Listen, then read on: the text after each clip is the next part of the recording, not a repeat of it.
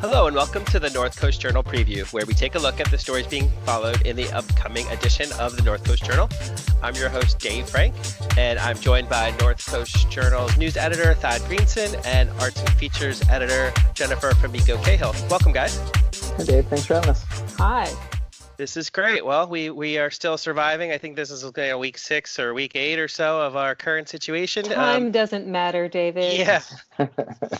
I'd say that we dive right in because I have a hunch that Thad is going to be telling us a little bit more, updating us a little bit more about our COVID shelter-in-place situation. Thad, what's going on?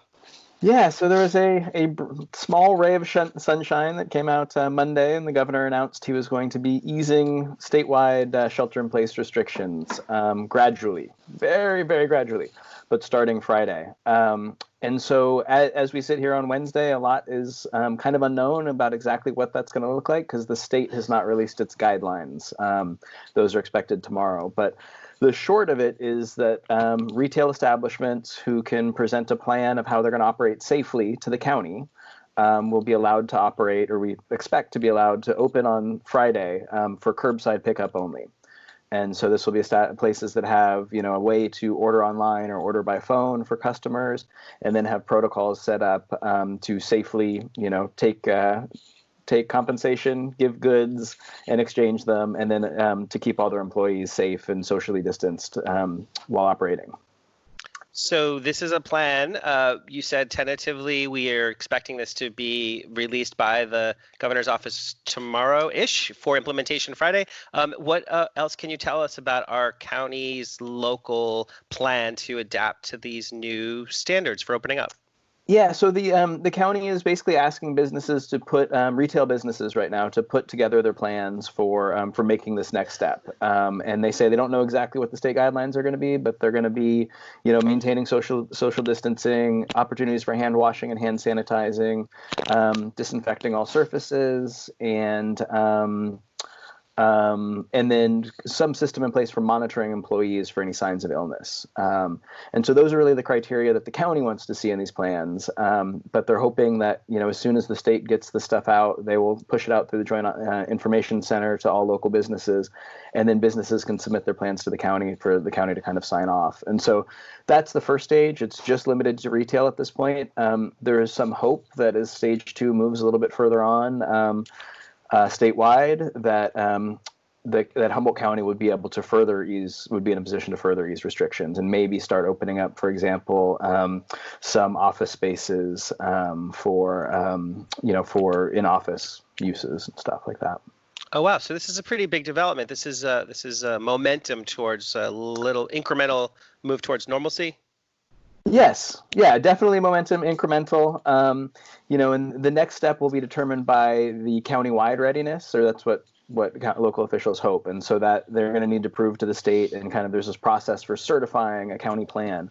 But it's dependent on a number of factors. So they need to have plans in place to kind of care for the most vulnerable and protect the most vulnerable, plans in place for surge medical capacity, testing capacity, a variety of things that they kind of boxes they need to check to show the state that, hey, we're ready to take the next step, even if other parts of the state aren't.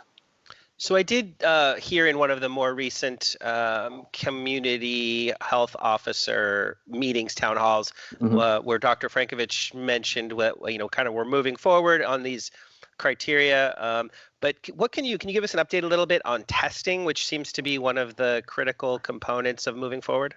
Yeah, absolutely. So the exact guidelines aren't out from the state, but it's expected that the state is going to want the counties to have the capacity to test one person out of every 1,000 for a day in order to kind of meet the testing threshold.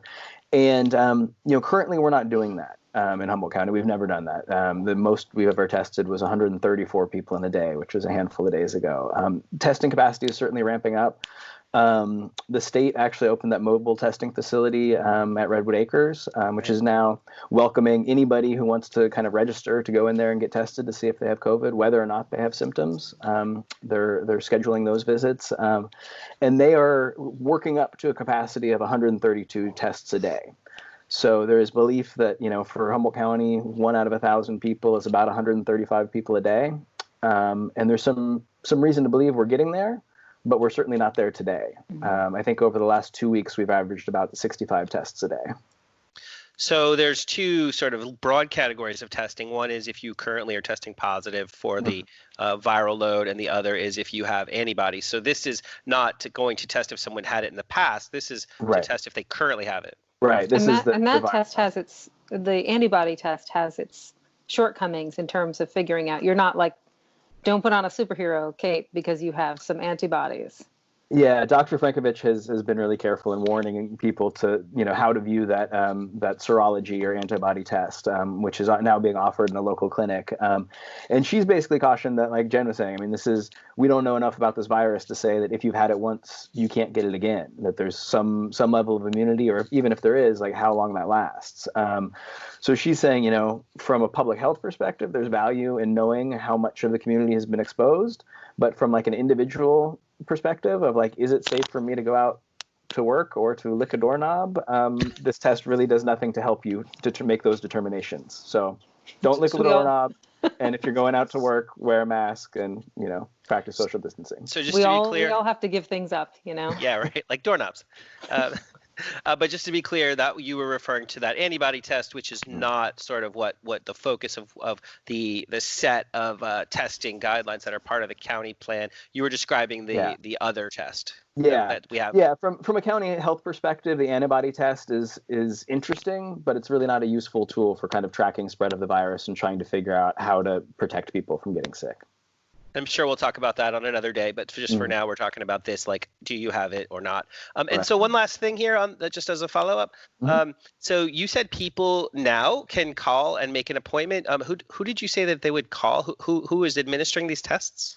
It is it's a private company, and I actually don't have the phone number on hand, but it's on our website in a story about the testing center opening up. It's also linked from the county website. So if you just go to humboldtgov.org, it'll be right there front and center. Well, this is great. Thank you.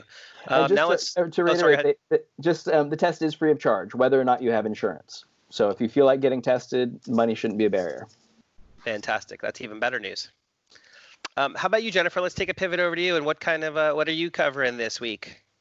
Well, I've got a couple of things, but one of them is a story that I've been working on for a few weeks. I started by talking to some folks from the NorCal Lao Foundation a couple weeks ago.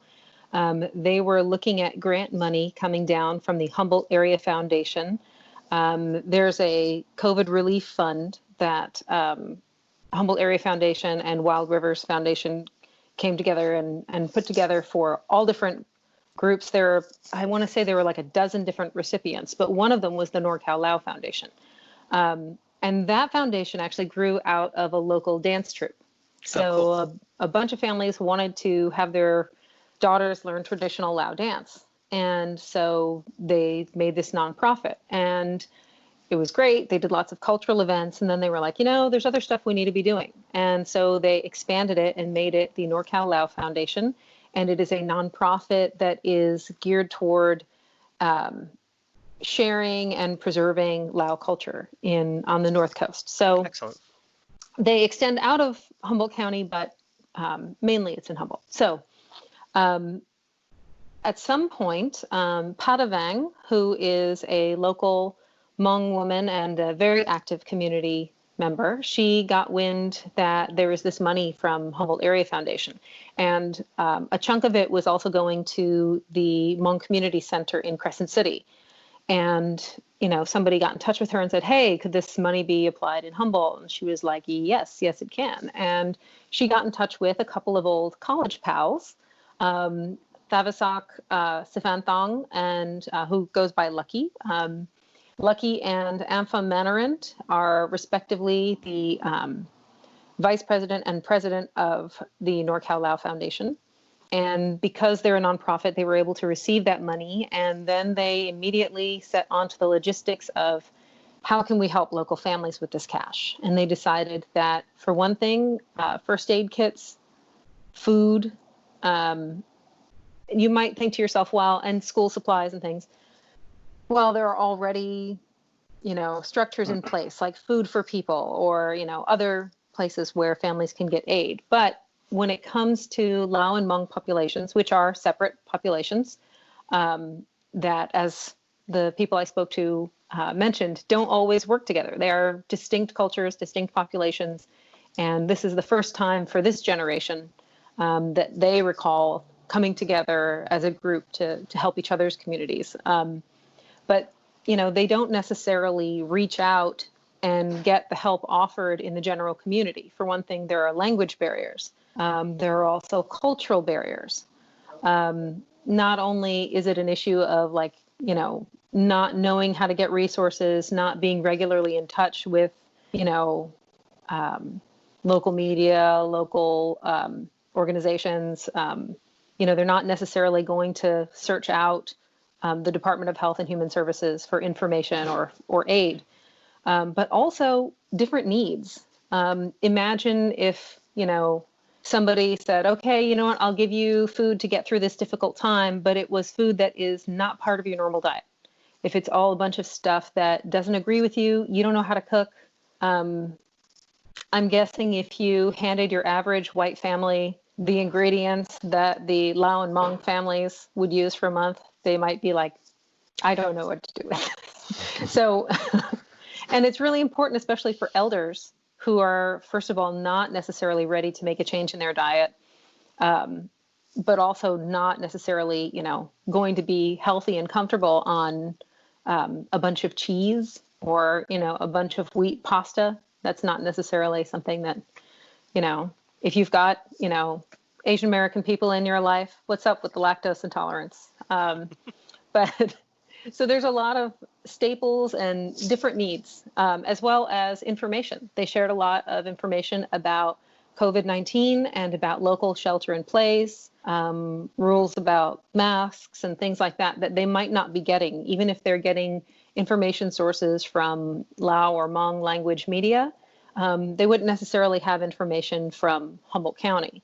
If you go to places in the Midwest where there are large Hmong populations, the government websites all have Hmong handouts, like all kinds of information. We have one Hmong speaker in the Department of Health and Human Services who can take calls during certain hours, and they have translators on call. So you have to sort of arrange for help.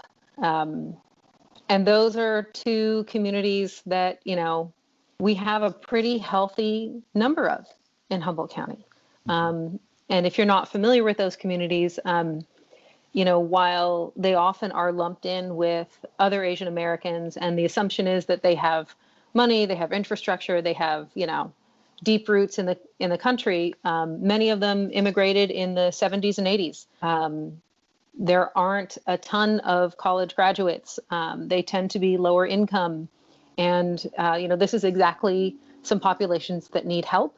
And what they've found is that, the folks who have gotten to a more financially stable place, like Thavasak and Ampha and Pata, they really feel an obligation to help others. Like they look at their families' refugee pasts, and they look at, sacrifices that their community members and their families have made, and they really take it upon themselves to pay it forward. And I was really blown away by the effort.